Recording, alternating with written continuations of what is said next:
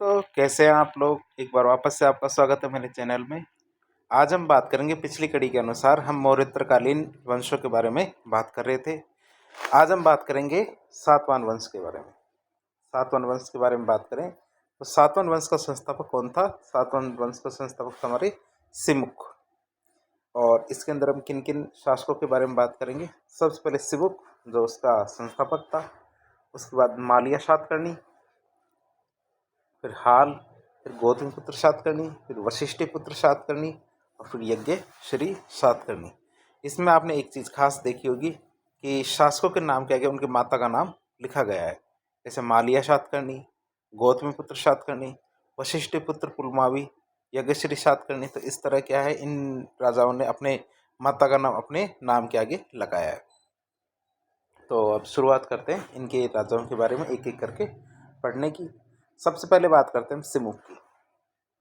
सिमुक कौन था। सिमुक क्या था, सातवाहन वंश का संस्थापक था। अर्थात सातवाहन वंश की स्थापना किसने की थी, सिमुक ने। सिमुक की बात करते, सिमुक ने जो कर्ण वंश का अंतिम राजा था ना, कौन, सुशर्मा, उसकी हत्या कर दी थी। सिमुक ने क्या किया, जो कर्ण वंश का आखिरी राजा था सुशर्मा, उसकी हत्या कर दी थी। और हत्या करके उन्होंने सातवाहन वंश की स्थापना की थी। किसकी, सातवाहन वंश की स्थापना की थी किसने, सिमुक ने। फिर हमारे अगले शासक आते हैं। अगले राजा कौन है, मालिया सातकर्णी। तो मालिया सातकर्णी की हम बात करते हैं।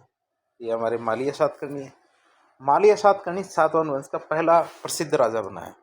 तो मालिया सातकर्णी कौन थे, सातवाहन वंश का पहला प्रसिद्ध शासक था। मालिया सातकर्णी की जानकारी हमें कहाँ से मिलती है, जो रानी नागनिका है ना, अर्थात रानी नागनिका के जो नानाघाट या नाणेघाट जो अभिलेख है, उस अभिलेख से हमें मालिया सातकर्णी की जानकारी मिलती है। अब नाणेघाट अभिलेख की बात करें तो नाणेघाट अभिलेख भारत के जो महाराष्ट्र राज्य है, उस वहाँ पे एक पुणे जिला है, उसमें एक ऐतिहासिक स्थल है नाणेघाट, उसके पास मिला है। अर्थात जो नाणेघाट अभिलेख है, ये भारत के महाराष्ट्र राज्य के पुणे जिले में स्थित जो ऐतिहासिक स्थल है नाणेघाट, उसमें स्थित है। मालिया सातकर्णी की बात करें तो इन्होंने 2 अश्वमेध यज्ञ भी करवाए थे। अश्वमेध यज्ञ भी इन्होंने क्या करवाए थे, पहले आपने लेक्चर्स में देखा होगा कि 2 अश्वमेध यज्ञ करवाए गए थे और वो पतंजलि के द्वारा करवाए गए थे, वो आपको याद हो तो मालिया सातकर्णी ने भी क्या किया, अश्वमेध यज्ञ करवाए हैं। अश्वमेध यज्ञ क्यों करवाए जाते हैं, क्योंकि जब राजा अपने राज्य का विस्तार करना चाहता है तो वह अश्वमेध यज्ञ करवाता है। मालिया सातकर्णी ने ऐसा नहीं अश्वमेध यज्ञ कराया, तो उन्होंने एक राजसूय यज्ञ भी कराया था। अर्थात राजसूय यज्ञ क्यों कराया जाता है, जब कोई भी नए राजा नया बनता है तो अपने राजा अभिषेक के दौरान जो भी यज्ञ करवाया जाता है उसे राजसूय यज्ञ कहते हैं। तो मालिया सातकर्णी ने भी राजसूय यज्ञ करवाया था। एक बुक है पेरिप्लस ऑफ द इरिथ्रियन सी, अर्थात एक बुक का नाम है जैसे पेरिप्लस ऑफ द इरिथ्रियन सी। इस पुस्तक में क्या है, मालिया सातकर्णी को किस नाम से जाना गया है, एल्डर सारगोन। एल्डर सारगोन किससे कहा गया है, मालिया सातकर्णी को। किस पुस्तक में, पेरिप्लस ऑफ द इरिथ्रियन सी। इस पुस्तक में क्या है, मालिया सातकर्णी को क्या कहा गया है, एल्डर सारगोन। हम आगे बात करते हैं अगले शासक की। अगले शासक है हमारे हाल। हाल की बारे में बात करें तो हाल क्या था, सातवाहन वंश का 17वां राजा था। सातवाहन वंश का 17वां शासक कौन था, हाल। और ये क्या था, एक विद्वान शासक था। हाल के लिए विद्वत्ता, साथ ही साथ ये एक कवि था। तो हाल को हम क्यों याद करते हैं, क्योंकि उनकी पुस्तक है गाथा सप्तशती, इसलिए उनको याद रखा जाता है। सातवाहन वंश के शासक हाल के द्वारा क्या एक पुस्तक लिखी गई थी, गाथा सप्तशती। नाम में लिखा हुआ सप्त अर्थात 7, शती का मतलब 100, अर्थात 700। तो गाथा सप्तशती की पुस्तक किसने लिखी है, सातवाहन वंश के शासक हाल ने। अर्थात गाथा सप्तशती के लेखक है सातवाहन वंश के शासक हाल। अब सप्तशती का अर्थात 700 होता है, तो हाल ने क्या किया, जो गाथा सप्तशती में 700 प्रेम कहानियों के बारे में बताया गया है। और भाषा की बात करें तो हाल की जो पुस्तक है गाथा सप्तशती कौन सी भाषा में लिखी गई है, तो यहाँ पे याद रखना ये प्राकृत भाषा में लिखी गई। किस भाषा में लिखी गई है, ये प्राकृत भाषा में लिखी गई, इसको आप याद रखिएगा। ये आपको इसका थोड़ा जूम करके दिखा देते हैं गाथा सप्तशती के बारे में। ये लिखा हुआ आपके सामने, हाल सातवाहनी अर्थात सातवाहन राजा शासक हाल के द्वारा गाथा सप्तशती पुस्तक लिखी गई है, जिसमें 700 प्रेम कहानियों के बारे में बताया गया है। अब इसके आगे हम देखते हैं हाल की जो पुस्तक थी गाथा सप्तशती, इसको प्राकृत भाषा में क्या कहा जाता था? गाहा सत्सती। क्या कहा जाता था? प्राकृत भाषा में गाहा सत्सती कहा जाता था। हाल के जो सेनापति थे विजयालय, उन्होंने श्रीलंका पर भी आक्रमण किया था। हाल के जो सेनापति थे विजयालय, तो उन्होंने क्या किया था? श्रीलंका पर आक्रमण भी किया था। और हाल ने श्रीलंका की राजकुमारी लीलावती से शादी की थी। हाल ने क्या किया? श्रीलंका की जो राजकुमारी थी लीलावती, उससे शादी कर ली थी। ऐसा नहीं कि हाल खुद ही विद्वान थे, उनके दरबार में कुछ और भी विद्वान रहते थे। परीक्षा में कभी कभी विद्वानों से संबंधित प्रश्न पूछे जाते हैं। जैसे हाल के दरबारी विद्वानों के बारे में बात करें तो एक विद्वान थे हमारे गणाढ्य और दूसरे हमारे विद्वान थे कौन? सरवर्मन। सबसे पहले हम गणाढ्य की बात करते हैं। क्यों? कि विद्वानों के साथ हमें उनकी पुस्तकों के बारे में भी पता होना चाहिए। सबसे पहले गणाढ्य की बारे में बात करें तो गणाढ्य सातवाहन वंश के राजा हाल का दरबारी विद्वान था। अब गणाढ्य के द्वारा कौन सी किताब लिखी गई? उसके द्वारा व्रत कथा नामक एक पुस्तक लिखी गई। कौन सी? व्रत कथा। तो व्रत कथा नामक पुस्तक किसके द्वारा लिखी गई है? गणाढ्य के द्वारा। और गणाढ्य की पुस्तक व्रत कथा में क्या लिखा हुआ है? व्रत कथा पर निम्नलिखित पुस्तकें लिखी गई है। कौन कौन सी? व्रत कथा मंजरी और कथा सरित सागर। गणाढ्य के द्वारा व्रत कथा नामक पुस्तक लिखी गई थी और इस पुस्तक पर बहुत सारी पुस्तकें लिखी गई है। जैसे कौन कौन सी? व्रत कथा मंजरी और कथा सरित सागर। इनको आप याद रख सकते हैं। सबसे पहले हम व्रत कथा मंजरी की बात करते हैं। व्रत कथा मंजरी के बारे में बात करते हैं। ये लीजिए, आपके सामने व्रत कथा मंजरी है। व्रत कथा मंजरी व्रत कथा पर आधारित पुस्तक है। व्रत कथा मंजरी का लेखक कौन था? क्षेमेंद्र, जो क्या है? कश्मीर का है, रहने वाला था। और क्षेमेंद्र कौन था? एक कश्मीरी पंडित था। ये तो आपने समझ गए होंगे। तो गणाढ्य है, अर्थात आप वापस दिखा देते हैं। तो गणाढ्य, उसने तो पुस्तक लिखी थी व्रत कथा, और दूसरे लेखकों ने क्या किया? व्रत कथा पर बहुत सारी किताबें लिखी थी। जैसे व्रत कथा मंजरी, ये हमारे क्षेमेंद्र जो कश्मीर के पंडित थे, इनके द्वारा व्रत कथा मंजरी लिखी गई थी, व्रत कथा पे आधारित था। दूसरी थी कथा सरित सागर। कौन सी? कथा सरित सागर। और कथा सरित सागर भी व्रत कथा पर आधारित एक पुस्तक है। और कथा सरित सागर का लेखक कौन है? सोमदेव भट्ट। तो आप याद रख सकते हैं, कथा सरित सागर का लेखक कौन है? सोमदेव भट्ट। तो आपको मैं कथा सरित सागर दिखा देता हूँ। ये आप कथा सरित सागर को स्क्रीन पर देख लिए। तो ये इस तरह की कहानी है। इसमें चरित्र निर्माण और बुद्धि विकास पर आधारित कहानियों का अनूठा संग्रह है। तो आपसे यदि मौका मिले तो पढ़ सकते हैं कथा सरित सागर। तो आपने देख लिया कथा सरित सागर के लेखक कौन है? सोमदेव भट्ट। अब सोमदेव की बात करें तो सोमदेव कौन था? सोमदेव भी एक कश्मीरी पंडित था। कथा सरित सागर को गणाढ्य की व्रत कथा पर आधारित माना जाता है। फिर आते हैं हमारे दूसरे दरबारी विद्वान सरवर्मन के बारे में। इनके बारे में, सरवर्मन के बारे में बात करें हम तो सरवर्मन क्या थे? सातवाहन वंश के राजा हाल का दरबारी विद्वान था। ये हमने देख लिया था। और इनके द्वारा कौन सी पुस्तक लिखी थी? कातंत्र व्याकरण। कौन सी किताब लिखी थी? कातंत्र व्याकरण। ये पुस्तक लिखी गई थी सरवर्मन के द्वारा। आपने पहले पाणिनि की अष्टाध्यायी देख ली थी, वो संस्कृत भाषा की पहली व्याकरण पुस्तक थी। वही बात सरवर्मन के द्वारा जो कातंत्र व्याकरण लिखी गई थी, ये पुस्तक भी संस्कृत व्याकरण से संबंधित किताब थी। अगले शासक की हम बात करें, अगले प्रतापी शासक हमारे गौतमीपुत्र सातकर्णी। गौतमीपुत्र सातकर्णी की बात करें तो ये सातवाहन वंश का 23वां शासक था। क्या था? 23वां शासक। गौतमीपुत्र सातकर्णी सातवाहन वंश का सबसे महान राजा था। क्या था? सबसे महान राजा था। अब इसके लिए कुछ बातें कही गई थी। जैसे गौतमीपुत्र सातकर्णी के घोड़े है ना, 3 समुद्र का पानी पीते थे। जैसे वो पश्चिम में तो अरब सागर का पानी पीते थे, पूर्व में बंगाल की खाड़ी का पानी पीते थे और दक्षिण में अरब सागर का पानी पीते थे। तो 3 समुद्र का पानी पीते थे। इसका मतलब गौतमीपुत्र सातकर्णी ने सातवाहन वंश को के साम्राज्य को काफ़ी बड़ा बना दिया था। इस लाइन से समझ आता है। अब बात करें गौतमीपुत्र सातकर्णी की, तो उन्होंने वैदिक मार्ग और वर्ण व्यवस्था इनको दोबारा स्थापित करने का प्रयास किया। अर्थात जो वैदिक काल में जो जो सामाजिक व्यवस्था चलती थी, उस व्यवस्था को दोबारा से स्थापित करने का प्रयास किया था। अब गौतमीपुत्र सातकर्णी ने अंतर्जातीय विवाह पर तो प्रतिबंध लगा ही दिया है। अर्थात उन्होंने कहा कि एक जाति का विवाह दूसरी जाति के अंदर बिल्कुल नहीं होगा। अर्थात जो वैदिक व्यवस्था थी और उसमें रिजिड अर्थात जो दृढ़ वर्ण व्यवस्था को लागू करने का प्रयास किया।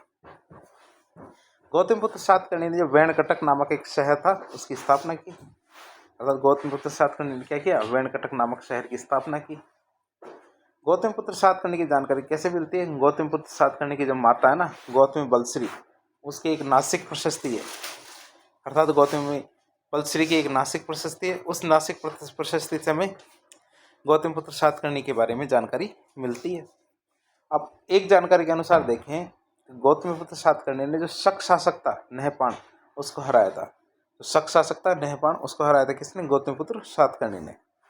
और नहपान के जो सिक्के हैं उन पर उन्होंने अपना नाम लिखवाया था। नहपान के जो सिक्के थे उन पर अपना नाम लिखवाया था। इसका मतलब ये समझा जाता है कि जब किसी भी राजा के सिक्कों पे दूसरा राजा अपना नाम लिखवा देता है तो ऐसे तो कोई लिख नहीं सकता, तो उसको हराया होगा जब ही लिख सकता है। तो गौतमपुत्र सातकर्णी ने जो शक शासक था नहपान, उसको हराया और उसके सिक्कों पर अपना नाम लिखवा दिया। वैसे देखा जाए तो गौतमपुत्र सातकर्णी एक धर्मनिरपेक्ष शासक था, अर्थात वो सभी धर्मों का सम्मान करता था। गौतमपुत्र सातकर्णी ने जो नासिक बौद्ध संघ है उसको अजकाल की जो गांव था ना वो भेंट किया था। कौन सा? अजकाल की जो गांव था वो भेंट किया था किसको? नासिक के बौद्ध संघ को। अजकाल की गांव की बात करें तो महाराष्ट्र के नासिक जिले में। गौतमपुत्र सातकर्णी जो कार्ले बौद्ध संघ है उसको करजक गांव भेंट किया था। तो आपने देख लिया बौद्ध संघ को कौन सा गांव भेंट किया? करजक गांव। किसने? गौतमपुत्र सातकर्णी ने। अब करजक गांव की बात करते हैं, ये हमारे महाराष्ट्र के राज्य में जो पुणे है ना, तो पुणे के पास एक जिले में एक गांव है करजक गांव, तो वो बौद्ध संघ को भेंट किया था। इससे पता चलता है कि गौतमपुत्र सातकर्णी एक धर्मनिरपेक्ष शासक था। अब कुछ उपाधियों के बारे में बात करें तो गौतमपुत्र सातकर्णी को बहुत सारी उपाधियां भी दी गई थी, जैसे हमारे आगमन निलय, वेंकट स्वामी, अत्रि समुद्रतो यपीत वाहन, अर्थात त्रिसमुद्र तोय पीत वाहन, अर्थात जिसके घोड़े या वाहन 3 समुद्रों का पानी पीते हैं। इस तरह की 3 उपाधियां दी गई थी। पहला आगमन निलय, फिर वेंकट स्वामी और फिर त्रिसमुद्र तोय पीत वाहन। अब बात करते हैं एक एक उपाधि के बारे में। तो आगमन निलय एक उपाधि थी, दूसरी वेंकट स्वामी उपाधि थी, और ये भी किसको? गौतमपुत्र सातकर्णी को दी गई थी उपाधि। त्रिसमुद्र तोय पीत वाहन, ये उपाधि भी क्या है? गौतमपुत्र सातकर्णी को दी गई थी। अब बात करते हैं इनके आगे के शासक अर्थात प्रतापी शासक हमारे वशिष्ठ पुत्र पुलमावी के बारे में। अब वशिष्ठ पुत्र पुलमावी के बारे में बात करें तो वशिष्ठ पुत्र पुलमावी सातवाहन वंश का 24वां प्रतापी शासक था। पुराणों में बात करें तो वशिष्ठ पुत्र पुलमावी को पुलोमा कहा गया है। क्या कहा गया? पुलोमा कहा गया है। किसको? वशिष्ठ पुत्र पुलमावी को पुराणों में। वशिष्ठ पुत्र पुलमावी सातवाहन वंश का पहला शासक था जिसके अभिलेख आंध्र प्रदेश से मिले। कहाँ से मिले? आंध्र प्रदेश से मिले। ऐसा पहला राजा बना है सातवाहन वंश का जिसके अभिलेख कहाँ से मिले? आंध्र प्रदेश से।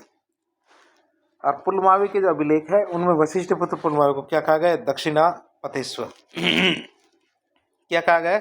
दक्षिणापथेश्वर कहा गया। किसे? पुलमावी को।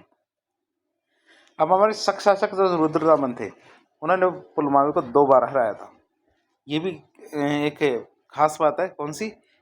जो शक शासक था रुद्रदामन ने क्या किया था? पुलमावी को 2 बार हराया था। पुलमावी ने शक शासक रुद्रदामन की बेटी से फिर विवाह कर लिया। फिर तो जमाई और ससुर का रिश्ता बन गया, अब तो हराने वाली कोई बात नहीं रही। पुलमावी ने दक्षिण भारत में नवनगर नामक एक शहर बसाया था। कौन सा शहर था? नवनगर। नवनगर शहर बसाया था किसने? पुलमावी ने। फिर हमारे आता है यज्ञश्री सातकर्णी। कौन सा? यज्ञश्री सातकर्णी की बात करें तो ये सातवाहन वंश का 27वां राजा बना। यज्ञश्री सातकर्णी की बात करें तो ये सातवाहन वंश का आखिरी राजा था, आखिरी प्रसिद्ध शासक भी था। अब यज्ञश्री सातकर्णी की बात करें तो इनके सिक्कों पे जहाज, नाव, मछली, सीप इस तरह के चित्र बने मिलते हैं। क्या? जहाज, नाव, मछली, सीप इस तरह के चित्र मिलते हैं। सातवाहन वंश के समय क्या समुद्री व्यापार पर अधिक बल दिया गया था। सातवाहन वंश के समय क्या किया गया था? समुद्री व्यापार था ना, उस पर बहुत ज़्यादा बल देते थे कि आपको समुद्र से व्यापार करके दूसरे देशों से व्यापार करना है। इस तरह हमने सातवाहन वंश के जितने भी राजा थे उनमें जो खास खास राजा थे उनके बारे में जानकारी ले ली। अब बात करते हैं सातवाहन वंश की कुछ विशेषताओं के बारे में। सातवाहन वंश की जो राजधानी थी वो प्रतिष्ठान या पैठण थी। उन्होंने अपनी राजधानी किससे बनाया? प्रतिष्ठान या पैठण को अपनी राजधानी बनाया। प्रतिष्ठान या पैठण महाराष्ट्र के राज्य के जो औरंगाबाद जिला है ना, वहाँ का एक शहर है प्रतिष्ठान या पैठण। सातवाहन वंश की बात करें तो सातवाहन वंश का साम्राज्य मुख्यतः कहाँ था? महाराष्ट्र में, आंध्र प्रदेश और वर्तमान की कर्नाटक वाला क्षेत्र है, इनमें हमारा सातवाहन वंश का पूरा साम्राज्य था। सातवाहन वंश को बात करें तो पुराणों में इन्हें क्या कहा गया है? आंध्र भृत्य वंश या आंध्र वंश भी कहा गया है। सातवाहन वंश को पुराणों में क्या कहा गया है? आंध्र भृत्य वंश या आंध्र वंश कहा गया है। सातवाहन वंश के समय में समाज कैसा था? मातृसत्तात्मक, अर्थात माता को सर्वोपरि माना जाता था या महिलाओं को सर्वोपरि माना जाता था। अर्थात सातवाहन वंश के समय में समाज कैसा था? मातृसत्तात्मक। सातवाहन वंश के शासक अपने नाम के आगे क्या माता का गोत्र भी लगाया करते थे। सातवाहन वंश के समय सातवाहन राजकुल पितृसत्तात्मक था। क्यों? क्योंकि राजा वंशानुगत होते थे। कैसे होते थे? राजा वंशानुगत होते थे, राजा का बेटा ही राजा बनेगा। सातवाहन वंश के शासकों ने शीशे के या प्रोटीन के सिक्के भी चलाए थे। कौन से सिक्के? शीशे या प्रोटीन के सिक्के भी चलाए थे। सातवाहन वंश के भारत का एकमात्र वंश है जिसने क्या? शीशे के सिक्के चलाए थे। शीशे के सिक्के चलाने वाला एकमात्र राजवंश था। भाषा की बात करें सातवाहन वंश की, तो सातवाहन वंश की राजकीय भाषा थी प्राकृत, अर्थात प्राकृत भाषा में उन्होंने अभिलेख, पुस्तकें ये सब लिखी थी। जैसे व्रत कथा मंजरी थी, कथा सरित सागर, ये सब प्राकृत भाषा में थी। सातवाहन वंश की लिपि कैसी थी? ब्राह्मी। तो लिपि तो ब्राह्मी थी, भाषा प्राकृत थी। सातवाहन वंश ने सबसे पहले ब्राह्मणों को भूमि दान दिया। अर्थात ब्राह्मणों को भूमि दान करने की शुरुआत कहाँ से शुरू हुई थी? सातवाहन वंश के राजाओं के द्वारा। सातवाहन वंश के शासकों के द्वारा ब्राह्मणों को भूमि दान का उल्लेख कहाँ से मिलता है? वही जो महाराष्ट्र के नाणेघाट अभिलेख है ना, उससे हमें ब्राह्मणों को भूमि दान करने का अभिलेख मिलता है। अब सातवाहन वंश के द्वारा जो ब्राह्मणों को भूमि दान करने के कारण बाद में क्या शुरू हुई? बाद में सामंती व्यवस्था शुरू हुई थी। सामंती व्यवस्था में भी इसी तरह होता था। अब सातवाहन वंश की और बात करें, सातवाहन वंश के समय में व्यापार में चांदी और तांबे के सिक्कों का प्रयोग किया जाता था। सातवाहन वंश में क्या? व्यापार में चांदी और तांबे के सिक्कों का प्रयोग करते थे। अब सातवाहन वंश के समय चलने वाले चांदी और तांबे के सिक्कों को क्या कहते थे? काशार्पण कहते थे। सोने के सिक्कों को निष्क कहा जाता था और तांबे के सिक्कों को काशार्पण कहते थे। अब सातवाहन वंश का सबसे इम्पोर्टेंट बंदरगाह, सबसे व्यापारी केंद्र कौन सा था? वो था बड़ौच। ये आप याद रख सकते हैं कि सातवाहन वंश का जो सबसे प्रमुख व्यापार का केंद्र और बंदरगाह कौन सा था? बड़ौच। सातवाहन वंश के समय क्या अमरावती कला का विकास हो गया था। अमरावती कला थी ना, उसका विकास हो गया था और सातवाहन वंश के द्वारा जो अजंता और एलोरा की गुफाओं का निर्माण किया गया था। तो आज आपने देख लिया सातवाहन वंश के बारे में। सातवाहन वंश के बारे में हमने क्या क्या देखा? सातवाहन वंश की विशेषताएं, उनकी भाषा, लिपि, यज्ञश्री सातकर्णी, गौतमीपुत्र पुलमावी। हमने गौतमीपुत्र सातकर्णी के बारे में देखा, उनकी उपाधियों के बारे में देखा। ये हमने कितना सुंदर चित्र देखा, कथा सरित सागर, व्रत कथा मंजरी। ये हमने गाथा सप्तशती के बारे में देखा जिसमें 700 कहानी के बारे में बताया गया। ये हाल के द्वारा लिखी गई थी। इससे पहले हम राजा शासक सिमुक के बारे में देखा। तो इस तरह आज हमने सातवाहन वंश के बारे में सभी पहलुओं को जानने का प्रयास किया। इस तरह के इन्फॉर्मेटिव वीडियोस देखने के लिए हमारे चैनल से जुड़े।